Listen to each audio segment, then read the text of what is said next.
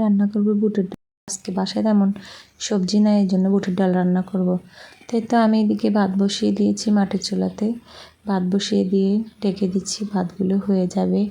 এর ফাঁকে আমি সংসারের অন্যান্য কাজগুলো করব। তো আমার মুরগিগুলোকে খাবার দিয়ে নেই, এখানে বসি রাখা আছে। তো বসি মেখে ভাতের মাড় দিয়ে, আগের দিনের ভাতের মাড় রয়েছে, ভাতের মাড় দিয়ে বসিগুলোকে আমি মেখে নিয়েছি মুরগিকে খাবার দেওয়ার জন্য। তো এখন মুরগিগুলোকে খাবার দেব। দেখি কী অবস্থা মুরগিগুলির। মুরগির ঘরে চলে আসলাম, মুরগিগুলোকে খাবার দিয়ে দিয়েছি। ওরা মারামারি করতেছে দেখেন।